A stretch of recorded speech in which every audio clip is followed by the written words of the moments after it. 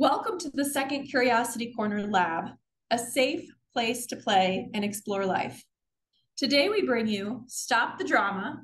Is your conversation headed for conflict or connection? My name is Sarah Metzer. I'm one half of LifeWorks Academy. I'm from Colorado, and I've been focused in the wellness field, working with older adults and those who care for them, as well as fitness and exercise and a little bit of coaching here on the side. That's a little bit about me. I'm here with my partner, Chris Lucerne. Hi, everybody. My name is Chris Lucerne. I live in San Antonio, Texas, and I have been in the personal and spiritual development industry for about 30 years, over 30 years, primarily as an executive coach, a personal coach, and as a workshop creator, leader, and facilitator. So me plus Sarah, we equal LifeWorks Academy, and we want to welcome you to our Second Curiosity Corner Lab. We do this once a month on the fourth Tuesday of the month. So if you want to join us live, you'll get a different experience than watching this video. And you're welcome to do that, but you're always welcome to follow up with the video. So stop the drama. Is your conversation headed to conflict or connection? In your relationships, especially those closest to you, do you find yourself repeating the same old argument? You have it over and over, and guess what? The results are always the same because it's the same argument. So, or maybe instead of that, you just avoid arguments altogether and play the argument out in your own head. Well, he'll say that, and then I'll say this, or all my mental talk about what I think is wrong and all going on in my head, but I don't put it outside of me. I instead just kind of build a wall by not having conversations at all. So whether you are doing these conversations with another person or inside your head, it's a lot of stress. And it takes away from your happiness. And it doesn't have to be that way. So all of our dysfunctional conversations take place in the drama triangle of victim, villain, and hero. So let's look at a couple of slides here. So it starts out with the conflict begins with somebody blaming, judging, criticizing, or bullying. So that's the invitation into the drama triangle, is when that occurs. And then it's met with some kind of defensiveness. So defensiveness can look a lot of different ways. It can look like rationalizing, justifying, counterattacking. It can appear different ways, but it is all under the category of defensiveness. You might think of it as standing up for yourself, but the way that this is occurring, that doesn't end up actually happening. It just creates more drama. So the drama triangle plays out, nothing gets solved. And the big nugget here for you to know is this triangle is being driven by unmet needs. Something is not occurring for you that you need. And so instead, we're going into drama. And this is a very natural human dynamic. We all do it. There's, no shame, no blame, no picking on yourself over it or hiding from it and denying it, because we're all doing it. We're all in the same boat. So again, the drama triangle is driven by unmet needs and other conscious and unconscious messaging and payoffs, things that we're on the side kind of getting. And there's three positions on the triangle. So there's the villain, the victim, and the hero. Now, the original triangle was created by a man named Stephen Karpman, and he had different language. He had the persecutor, the victim, and the rescuer. So that's important to know for this reason. Hero sounds like the good guy, but in the drama triangle, there really is no good guy, and all roles are dysfunctional. So the hero, you can think of the hero as the rescuer and the enabler, and then the villain is the villain or the persecutor, the big bad energy guy, and the victim is the helpless person.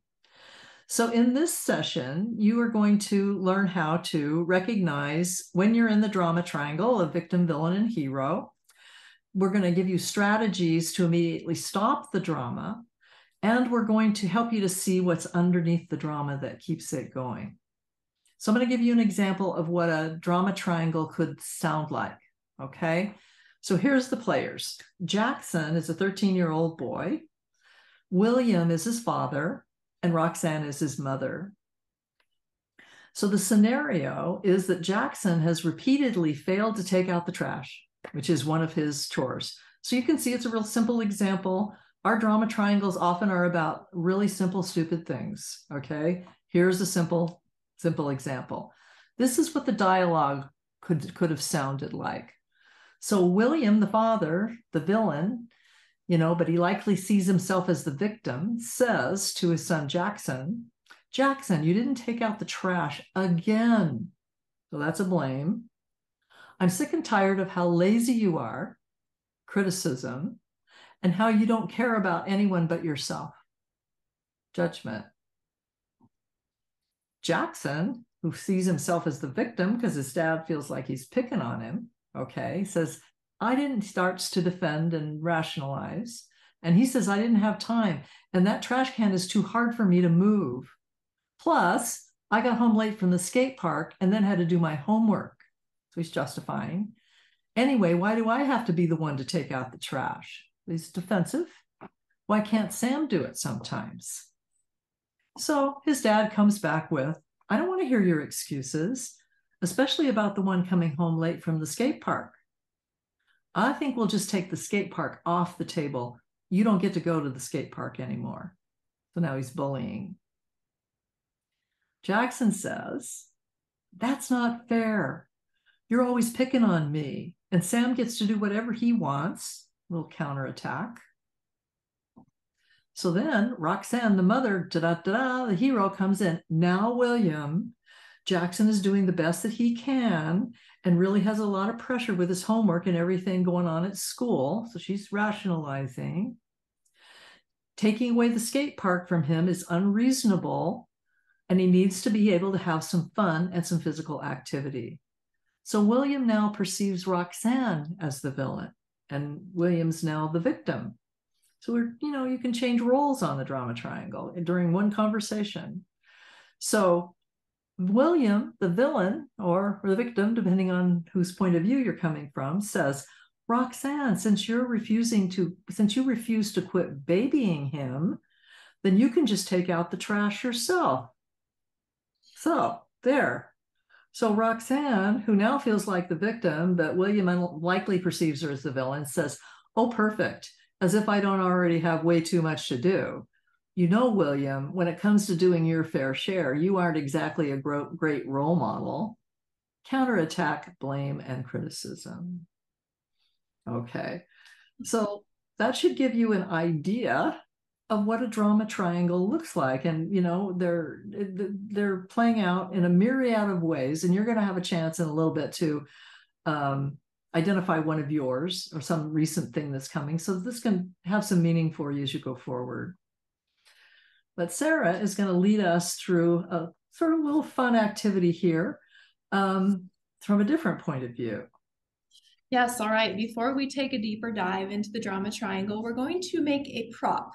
So you are going to need a piece of paper. If you don't have one, you can pause the video for a moment and go grab yourself a piece of paper. Doesn't have to be plain. It could already have printing on it. Anything goes. So grab your paper. And then once you have your paper, you're going to fold it accordion style. So I feel like this reminds me of being a kid. I feel like we used to do these and we used to make ourselves little fans. So back and forth, accordion style. So you can pause the video if you need a moment to make that fan. All right. We're going to explore this concept through a melodrama. May be familiar with melodramas, and you might not. You're going to learn a little bit about them here. Melodramas are happening in our movies all the time, but they're also something that happens on the stage in theater. So we have 3 roles in our melodrama, and these are the 3 positions in the drama triangle. The first, represented by the mustache, is Snidely. Snidely is a character who owns all the property in town. He is very demanding. He's very rigid. And he's very abrupt in his way of being. Snidely is the villain, usually. He poses a threat. So that's our first character. Our second character is Savannah. Savannah is a beautiful young woman whose husband died, leaving her without resources. Her money is running out. Savannah is the victim. She feels helpless and she's quite lovable. The third character is Victor. Whoops, let's go back. Victor owns the bookstore and is secretly in love with Savannah. He's a do-gooder. Victor's the hero. He saves the day, but he also enables as he goes. So those are the three characters that we are going to act out. Now that you have your prop, we're going to walk through this melodrama together.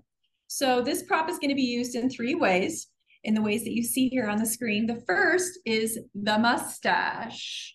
So if you hold your prop up under your nose, on your upper lip, this mustache belongs to Snidely. Remember, he's the property owner. He's rigid and abrupt. He's the villain in our melodrama. If you fold in the middle and hold it on the end, you now have hair bow, fan. This belongs to Savannah. Remember, Savannah is the beautiful young woman whose husband died, leaving her without resources and quite destitute, but she is quite lovable. And then finally, the bow tie belongs to Victor. Victor is the bookstore owner. He's a do-gooder. He's been secretly in love with Savannah, and he is our hero. So as we go along here, you're going to follow along with Chris and I, and we are going to act out this melodrama, and we're going to be playing each role as we go using our prop. So you can repeat along with us. First, place your prop as a mustache, so you know you're Snidely right now. You must pay the rent. You must pay the rent. Into Savannah. I can't pay the rent. I can't pay the rent. Into Victor. Oh, no, not Victor. I'm sorry. Back to Snidely. But you must pay the rent. But you must pay the rent. Back to the fan and Savannah. But I can't pay the rent. But I can't pay the rent. But you must pay. The rent is due. But you must pay the rent. The rent is due.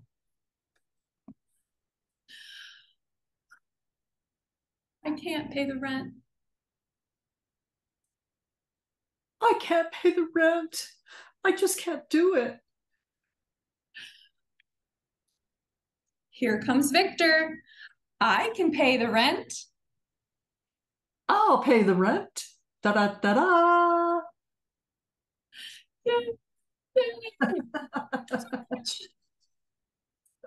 So, what did you notice? What stood out to you about this little melodrama?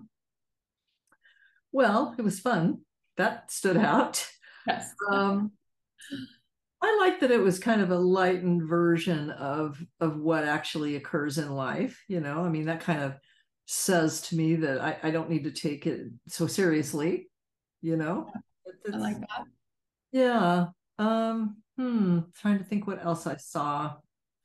Well, that the energy kind of escalates as the blame and the defense gets going. So I noticed that that Snidely's energy got bigger, you know, the villain got bigger and kind of more matter and more stern, and that Savannah got more helpless, you know, more kind of pitiful as the victim as she went, I guess. And then, you know, Victor was like so happy to save the day. Yeah. Save my secret love. Did you notice anything different? Anything out of that? Well, I agree with you that it's fun. I mean, it's not nearly that fun in real life. You know, it's more fun to watch it in a movie or in a melodrama. Yeah. Yeah, but in real life, there's all these emotions for each person going on. So we're going to talk a little bit about what's going on with Snidely, Savannah, and Victor. But yeah, it's quite heavy. It's a great way to make something that's happens every day, probably every day in our lives, a little more playful, and Yeah. uh, it gives us a different perspective. Uh, and I think, maybe we're not in the drama triangle every day, or we might be, but you can certainly observe it around you all Yes. the time. I know I've like been in the grocery store and had two, people who are friends or relatives or whatever in front of me in the line, and they're doing drama, or they're talking about a drama, they're gossiping about someone else about some drama. So it's just, it's not hard to find. Not hard to find. Yeah, no, it's definitely not. It's very true. Yeah. So usually too, we all have our favorite role, and typically people like to be the victim. Well, I guess some people like to be the villain, but people like to be able to put it off onto somebody else. What they're feeling is it's your fault, which would be Yeah. the villain in that moment. But we really like to cling to being the victim. Yeah, I mean, I think, when we'll get more into this, but I think that the big payoff is not taking responsibility. If I'm the victim and I'm so helpless and Mhm. everybody and everything is doing it to me, well, then what do I have to do? I don't have to do anything. I can just be for me. But I'm also very disempowered, and I'm also not standing in my own power when I do that. So let's go back to the melodrama in Eureka Springs and understand the characters a little bit better and where they're coming from, what their needs are, that sort of thing. So we'll start with Snidely the villain. So looking to the left, you'll see the possible dysfunctional expression that's going on. So he feels burdened. He feels kind of self-righteous, and he's blaming, he's criticizing, he's, controlling. He may seek revenge. We don't know what he's actually doing. He's using very aggressive behavior in our example, but in other examples, it may not be aggressive. It could be really more underhanded and passive aggressive and subtle. And Mhm. it could sound things like, why can't you ever do this? Or why are you so that? Or what are you thinking? But it's important to note that the villain can come across as very nice. It isn't always big energy. So underneath the drama, their energy gets bigger. Okay, so you notice that with Snidely, the energy was getting bigger every time Sarah repeated that statement. He got bigger and bigger, undoubtedly felt more powerful and more powerful, which is Mhm. how it goes. And so there's a sense of self-esteem, pseudo self-esteem, and being in control when our energy goes there, because it's kind of a power over somebody else. It isn't self-esteem, and it isn't, I would call it dirty power versus clean power. But that is kind of what's going on underneath. And then, underneath, okay, are the unmet needs that aren't getting met. So for Snidely, here's some, typical ones for all of us. Like when we're in villain, we maybe need to set a boundary. We maybe need to protect ourselves in some way, or to say no, or to break a connection, to break off a relationship or a transaction. It could be, with a business or something like that too. So that's what's behind all of that. A whole lot, as you can see. So if you think about that simple example of the family, all of this was going on under there too. Okay, you didn't see it, but it was happening. So just with this, Sarah, I mean, let's talk about this for a minute, and especially about the unmet needs of Snidely. So what do you Yeah. think might be happening with him that isn't obvious? Well, he's a businessman, so I'm thinking he's coming from a protection of his property and his finances would be my guess. Mm-hmm. That he feels angry. He probably feels like the victim. Mm. This young woman is not paying her rent. How dare she? And I'm just going after what I'm looking at myself, what's in my best interest. So I see some protection there. How about you? Yeah. I agree. There's no telling how many times he's gone to her or how long this has been going on. We don't know that Yeah. in this scenario. He may need to make a change. He may need to evict her. He may need to ask her to leave. I mean, of course, That boundary. she's so sweet and all that for some people that would be hard to break that connection, and they might let it go on and on, which in that case they would actually be in a hero position more than a villain if they continue to do that. So it's complex. It's complex over time.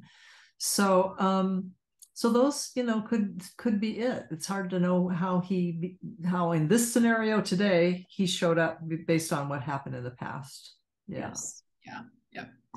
All right. Well, let's look at Savannah, the victim. So possible dysfunctional expression. She could feel helpless, powerless, confused, wounded, dependent. And these are, again, generic descriptions for all of us. So can believe that somebody or someone else is in control. The victim in a lot of ways in our culture gets a lot of social affirmation. Oh, poor you.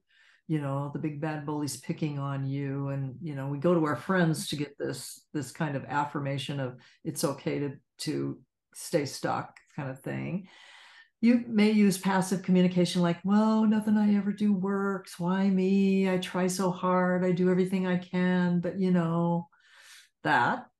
And underneath the drama, whether conscious or unconscious, and we talked about this earlier, it's easier to stay stuck because you don't have to be responsible. So the big payoff under there is a lack of responsibility. And we get a sense of low self-esteem often and being out of control under that drama. So then the unmet needs are to ask for support, to be taught, for role modeling, or to be independent. So when we look at Savannah, when you look at Savannah just totally, as a whole, Sarah, her unmet needs or what's under possible dysfunctional expression or whatever you want to say, what do you notice? Well, I'm gonna guess she's used to being taken care of because she was married, and this is a melodrama, and her husband died. So she probably does feel pretty helpless, but it's because she has a need to be independent now. Whether she wanted that to happen or not, we don't know, but she has a need to be independent. So I'd say that's one thing. And she might need to be taught how to be that way. And she very well might need to ask for support. Maybe Yeah. we don't know what's happened, but maybe she's already asked Snidely for an extension or something. Mm-hmm. Yeah. Yeah, I think that's all true. It's it's sad, that she would find herself in this position, but it's partially because of not learning how to take care of herself or not being independent in any way before. So Yeah. So she probably needs a lot of support to grow. Okay, as far as what she needs to do immediately to get the rent paid, that's kind of another question. And maybe Victor is a good solution for a bit. Temporarily. Yeah, but if he keeps paying, then she stays in the same position. Yes. Yeah. Okay. Yeah, that's a good lead in to Mr. Victor. Da, da, da, the hero. So, possible dysfunctional expression, for the heroes who continually take over and do things for people that they should, in particular, that they should be doing for themselves, they end up feeling exhausted, resentful, like a martyr, and numbed out. People who are constantly doing sometimes what's called caretaking. Okay, there's a difference between caretaking and caregiving, which but in this case, it's caretaking. It's like taking care of what somebody else needs to. So they end up feeling exhausted, resentful, etc. And they often rescue in a way that disempowers the victim. So in other words, if Victor keeps paying the rent, he is disempowering her by her not learning to take care of herself. So sometimes they express pity and apology, they help without being asked. They, kind of rush in and say, oh, let me help you. Let me do that. Let me do, they're just like, I get the feeling of somebody hovering when I say that, Yeah. So underneath that drama, they help because they see the other unconsciously or consciously as incapable, and see themselves as more capable. And often heroes are avoiding looking at their own lives and what's going on there by going out constantly and taking care elsewhere. And they get a sense of pseudo self-esteem and being in control.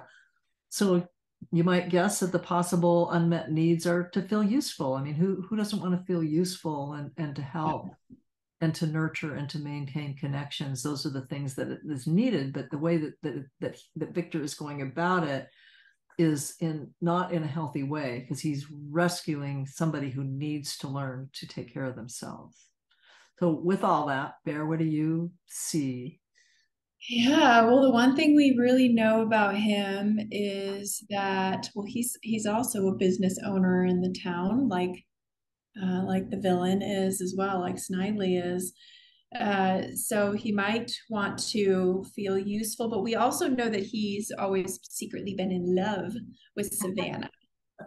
So, what a great way to impress. Well, that could be, yes.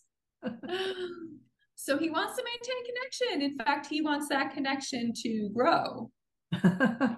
He does. And he might be successful. So theoretically, if he went in and continued to hero and made that connection grow, she would end up in the same. And then if he died, she'd end up in the same spot. Yeah. And she would probably be with him to have her rent paid. Who knows how she feels about him outside of that. Right. But she could fall in love with him. That's possible, right? She could. Yeah. And then he could continue to do what he's doing. And then if he died, then she's right back where she started. Right back there. So the hero's a very interesting position on the drama triangle. And again, there's not always a hero. So there sometimes is in a situation, but there's not always. Okay. But there's always a victim and a villain. And usually in the drama, they're trading positions, right now I'm the villain and now I'm the victim and now I'm the villain and now you're the. So it often goes like that. That's, it's just the way that it is. And it's honestly, if you just let it be fun and watch, it's hilarious, kind of, sort of. Yeah. All right. So we want to give you a chance to identify your own dramas, and so we want to provide for you a PowerPoint here that's going to help you to identify it. So if you would pause the video and work through this scenario for yourself. So the first thing you're going to do is you're going to identify a recent disagreement that you had in your life. So this is a situation where you and the other person had two different points of view, and neither of you were going to give up. Neither of you were going to say, oh yeah, you're right, that wasn't going to happen. Okay, you were going to stick to your point of view.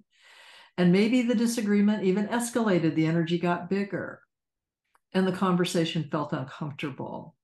So would like for you to, again, in a minute, pause the video, write 1 to 2 sentences describing the drama, identify who played what role, who was in victim, villain, was there a hero? And then go about, for you, figuring out what's an unmet need, in that scenario. So what do you really need under there? It's never about, I need you to do something so I feel better. It's not that. It's what's a need that you have that can get met in a different, more healthy way.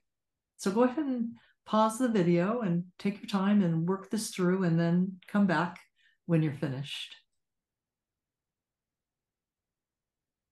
All right, wonderful. Hope that went well for you. Hope you were able to make some progress with your exploration.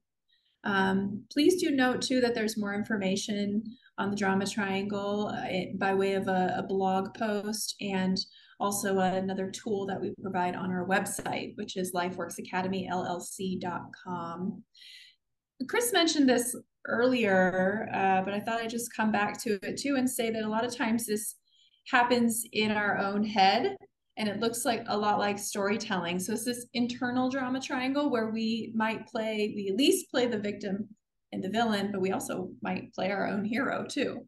So you might think too about what happens in your own thinking. I had a silly example of my daughter turning the light off on me in the bathroom. And then immediately in my head, the first thing I was definitely the victim first. In my head, I thought, oh, why'd she do that? That wasn't very nice. And then it kind of switched to anger. And I was like, well, I'm so nice to her. Like, geez, she's so mean to me. I'm going to get her back. Like, I'll shut the light off on her next time. And then I actually started laughing at myself because I'm like, oh my God, okay, all right.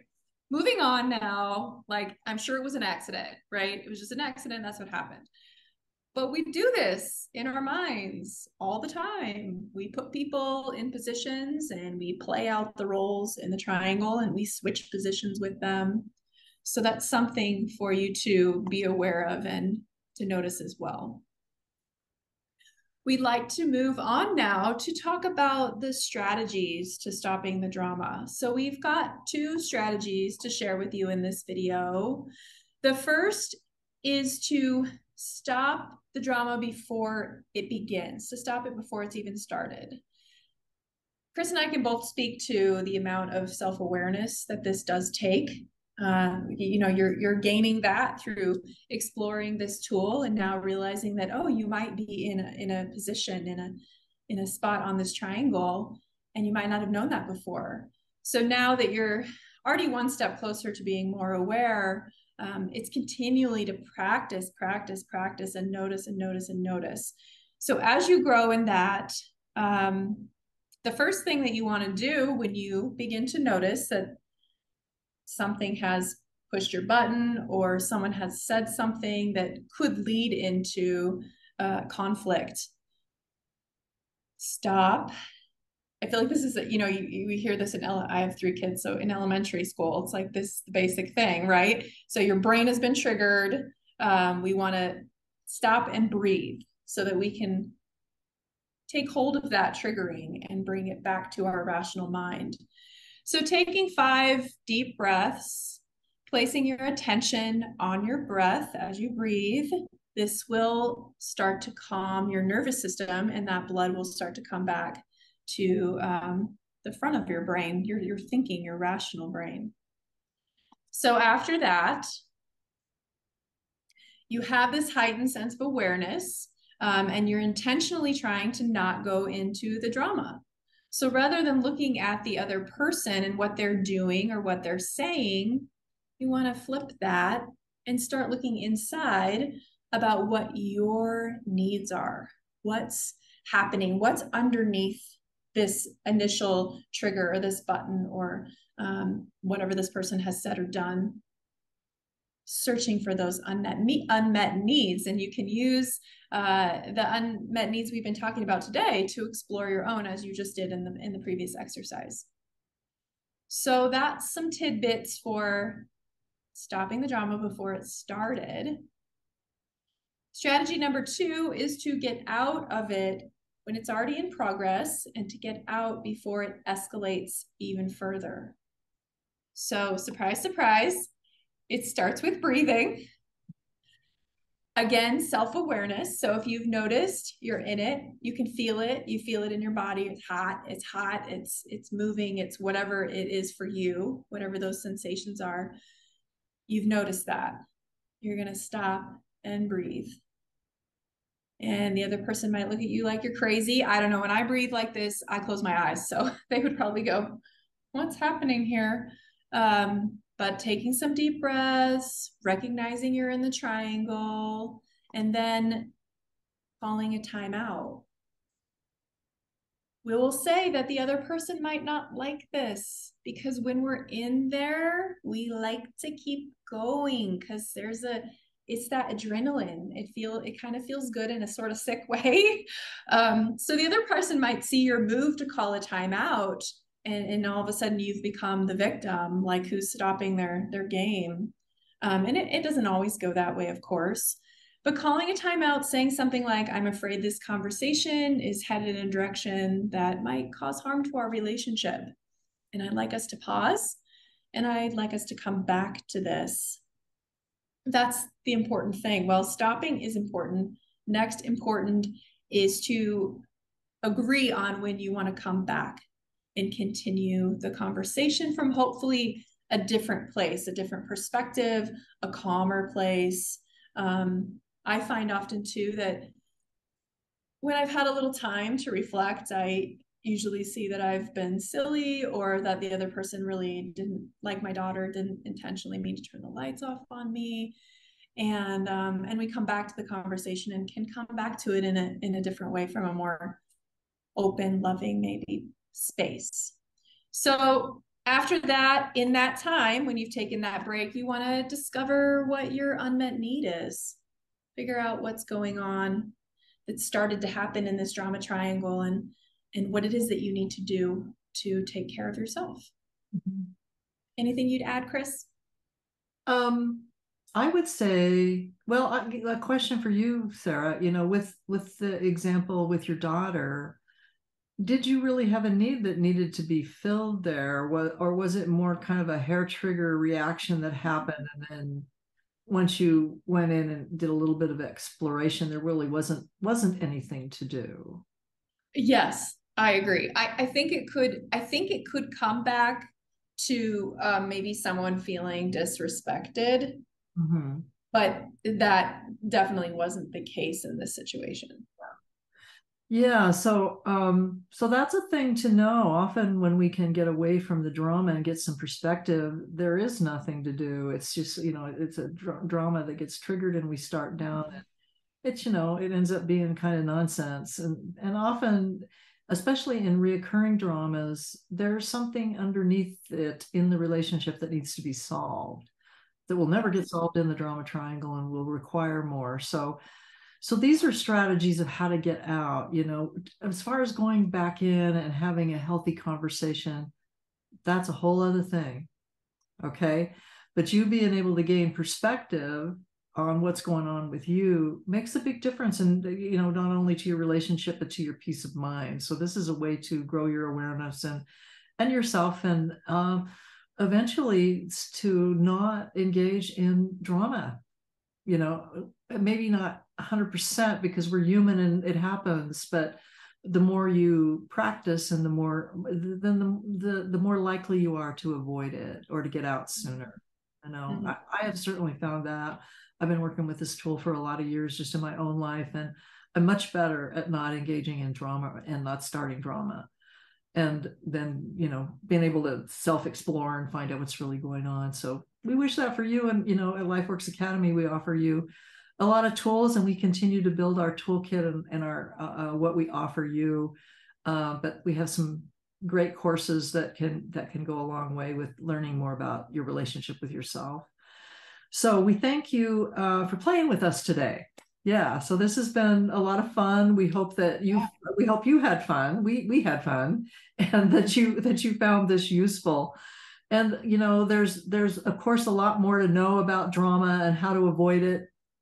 So on our website, in the Curiosity Corner tab, you're going to find a blog and a tool to help you explore Stop the Drama more further than we did today.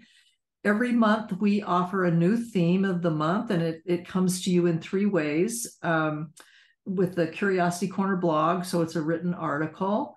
And then there is a Curiosity Corner tool or guided visualization. And then there's the lab, this workshop, or the condensed workshop that's sent to you afterwards. So next month we offer the topic of we don't think or talk about death, but we should. Okay. So this is about learning about different cultures and how they address death, how death brightens and expands life. And you'll get to participate in impermanence practice that will help you explore your own mortality and claim a more meaningful life. So you can go to our website and sign up for to receive our newsletters and our notifications so that you know what's coming if you want. And the URL is on the screen there. Oops, that URL is incorrect. It should have an LLC, LifeWorks Academy LLC.com. So yeah, you won't find it without the LLC. So you know, I just want to do a little bit of a caveat of the death topic. We have a very big course at LifeWorks Academy called A Year to Live, A Sacred Journey into Life and Death. And it explores death in, you know, death and the whole of the end of life topics in a year-long journey that's very empowering and exciting. And so you can look for that. So come back. Come join our workshops, invite your friends. And before we go, we're going to Sarah and I are going to play with our prop one more time. If you want to get your prop one more time and pull it up and play with us, then we are happy to. So we start out with, you must pay the rent. You must pay the rent. I can't pay the rent. Oh, I can't pay the rent. I'll pay the rent. I want to see the bow tie spin in a circle. I'll pay the rent. So until the next time, we wish you the very best in learning how to stop the drama in your life. Why? So you can create more connection with the people you care about and experience greater peace and happiness. Mm-hmm. So have a great day, and we'll see you again. Bye. Thank you so much.